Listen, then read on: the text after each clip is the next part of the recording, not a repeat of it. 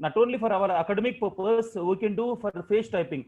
Nowadays, multi-drug resistant bacteria are developing multi-drug resistance, so that antibiotics are not working. So the phages is one of the solution. Even for the bacterial characterization, we use this technique, phage typing. So you can, somebody can work on this line, which is excellent for doing research. Not our in your microbiology syllabus, you are supposed to do the phage isolation, but target if you can isolate the phage against Mycobacterium tuberculosis. So this phages, you can produce large scale specific against the Mycobacterium tuberculosis, and we can capsulate and we can give it to the patient, so that it will go and targets the specific sites. That is also the people are working across the world, and even if you want, you can work in that line. So both the areas I would like to highlight here. Microbiologist, please, not only the microbiologist, phage is required for almost everyone. Even against cancer, the people are trying to develop the viruses. That's I can't call it as the phage, but some viruses which are very specific to the cancer cells.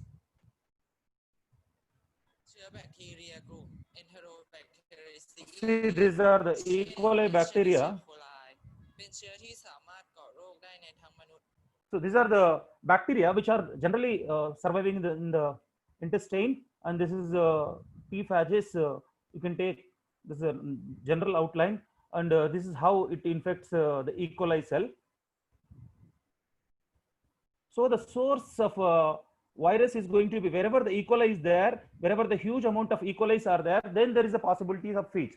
So wherever the drainage water is mixed, water mixing drain samples, that if you are collecting fecal, wherever the fecal sample, even Hyderabad municipal drains, you can collect the water sample, which is a good source of phages. Generally, every year we collect from the whatever the local drain sample, and even all the drains goes to the Hussain Sagar, and that is at sewage treatment site or somewhere you can collect the sample. So that will be a very good source of lambda phages, bacteria, E. coli infecting, because target is important here. Here we will be isolating the bacteriophage against the E. coli.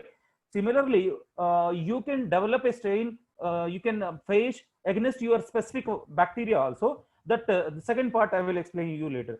So you collect the sample aseptically, carefully. You collect the sample and bring it to the lab. Normally, there are two strategies here. One strategy is enrichment. You increase the number of viruses over there, the bacteriophage population.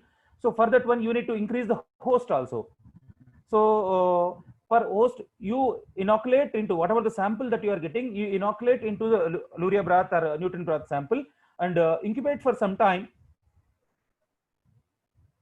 so that bacteria will be increasing over there. Along with your bacteria, your phages also will be increasing over there, because number of phages will be there in different phages in bacteria. So you do the enrichment process, whatever the sewage sample that you are getting from that one, you can inoculate into the bacteria, sorry, nutrient broth for whatever the phages which are there in the sewage to collect.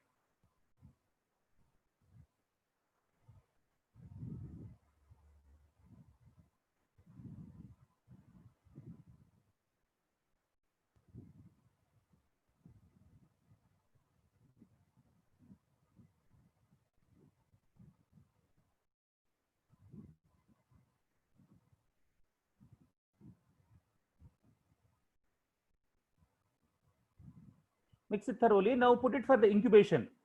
The bacteria will be increasing over there. See here, if you want to isolate the bacteriophage which are there in the environment, this is the normal. The host is coming from the environment, as well as the phage is also coming from the environment.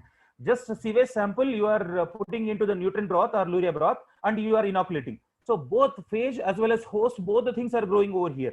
Host is growing, and on that host, your bacteriophage is growing in that case.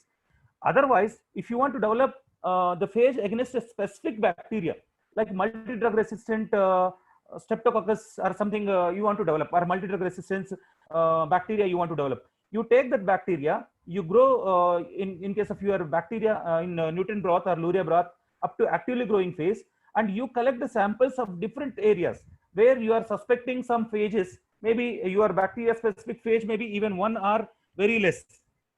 So you collect that those samples and you inoculate into the bacteria of your choice.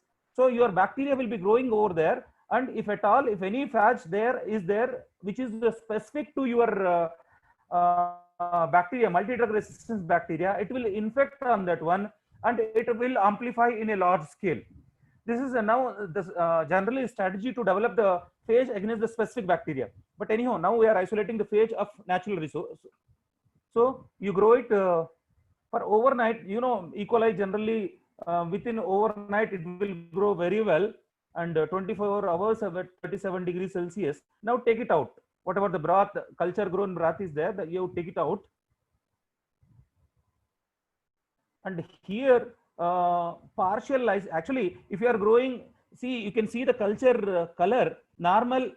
See, if the phage is there, detection of phage, very simple, it will give you very bad foul smell if there is a lambda phage in that one, and the color also, it will be dark brown. You must have seen several times growing E. coli in the lab. It will be a wheatish color, whereas this is a dark browner color. Sometimes due to contamination in our routine microbiology laboratory conditions, when you are growing for plasmid isolation or some other thing times genomic DNA isolation, due to phage infections, phage does not require to come from the sewage itself, because we sometimes with your hands also, if you don't handle properly, the phage will enter into E. coli. This is how to detect the phage. So this phage sample you can do, because huge number of phages were growing in case of your E. coli in this case. So you can do the lysis, or without lysis also some phages will be there in the supernatant. If you want to do the lysis, you take the TNE SDS. So just do the vigorous shaking there. So it will, SDS will rupture the E. coli cell wall and the phages will come out. Only the mature phages are useful for us. And if you use the 0.2 micron filter,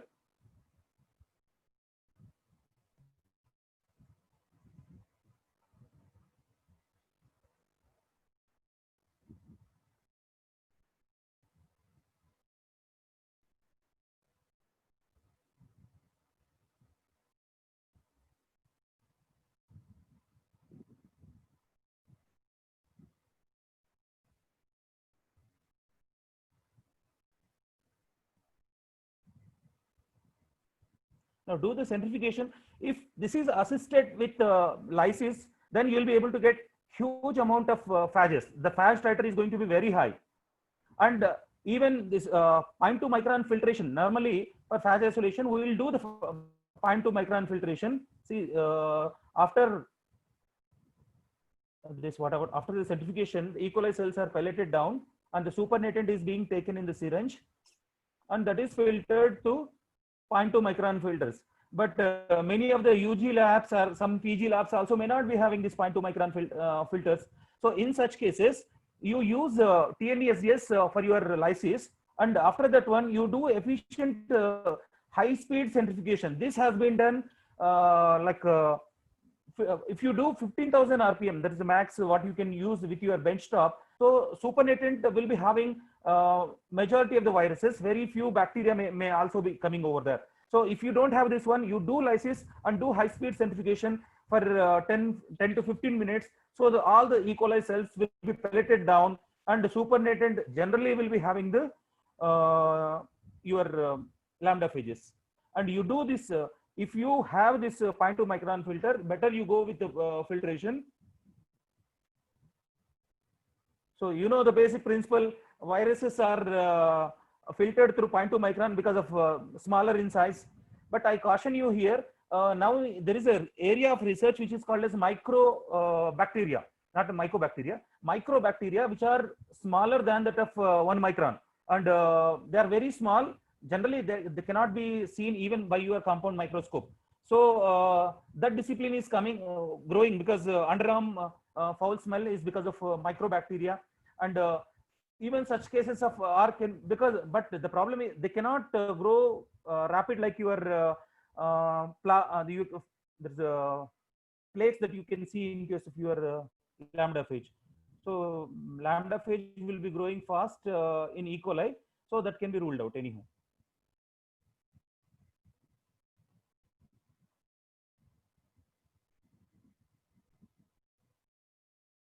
Now you dilute whatever the phage that you got isolated, that filtrate you got through 0.2 micron. You know this basic tenfold dilution you do. So isolation part is over now. Now we are quantitating the titer values. We are quantitating now. You do the serial dilution and take E. coli, add excess amount of host, its own host you should add.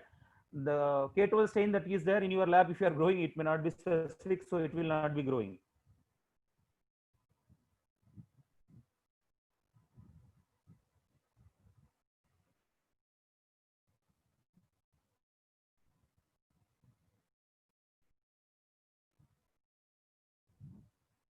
To this diluted viral load, viral samples, lambda phage samples, we will be adding excess amount of E. coli. See, this is a pure culture of E. coli without the lambda phage. So you can see the color, wheatish color, light brown color.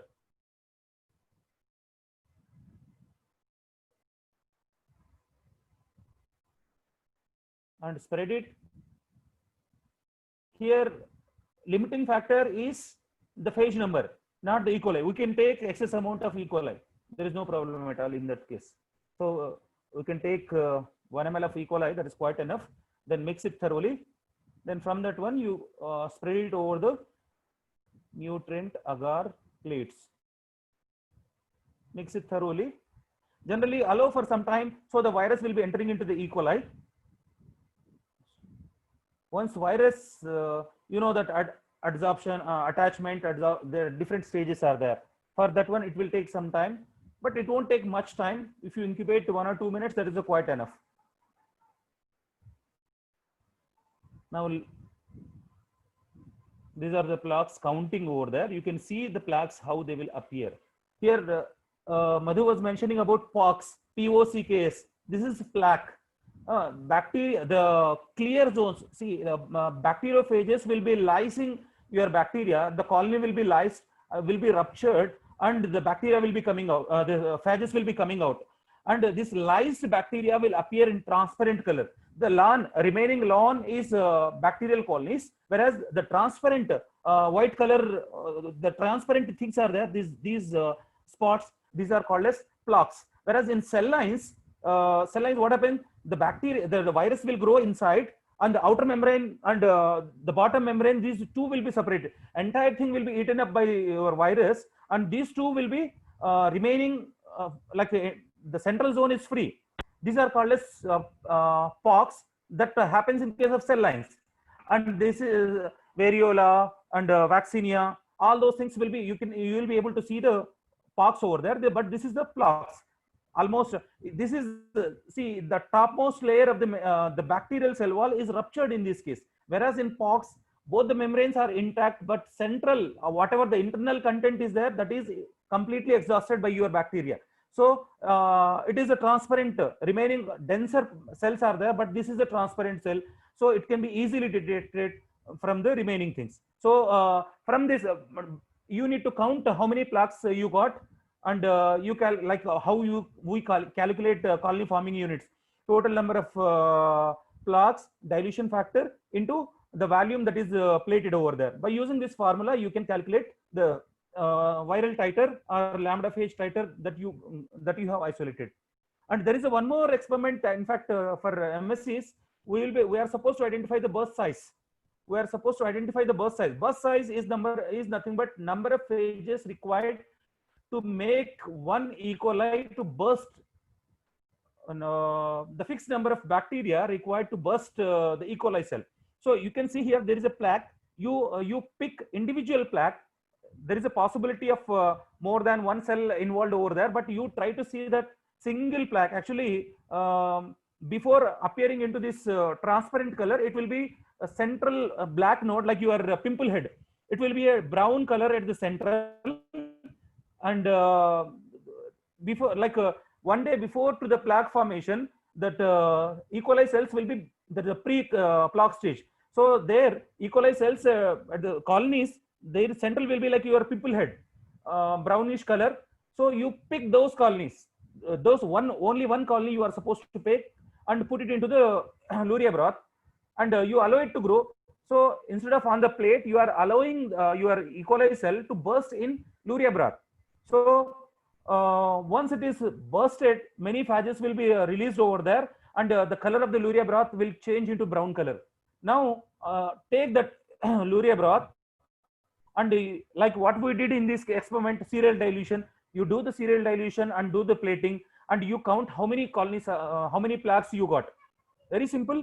You take one pre-ruptured or pre-plaque stage E. coli cell with pimple head, black head kind of thing. So you take it and put it into lurea broth, and allow it for incubation for I think 2-3 hours. If you are putting that one, that will be ruptured and it will turn into brown color. And take it out and do the serial dilution. And after doing serial dilution, you plate it over the lutein agar plate, and you will be getting the number. You count as per the serial dilution number of plaques by serial dilution into dilution factor, number of colony forming, the number of plaques by dilution factor into volume of sample that is plated. If you count, then you will be getting the number of plaque sizes, the numbers. So based on that, you will be able to calculate how many phages are there in that test tube. So based on this, you will be able to identify the plaque size, sorry, burst size. Now we'll do embryo, because time is short. I will do, I hope with this one you will be able to do. There is one more technique without doing this. You get the sample of sewage, and but chances of getting phage will be less, but still you will be able to get that one. Get the sewage sample and directly plate it on nutrient agar sample. So a lawn of bacteria will be developing over there. Only few, not like this too many, only few plaques will be appearing over there. You pick those plaques and grow again, and then you grow it in liquid condition. Then you do once again the plating on the nutrient agar. Then you will be getting more plaques. Here in this case, you need not to do any isolation part. Your enrichment in all those things you need not to do, but definitely one or two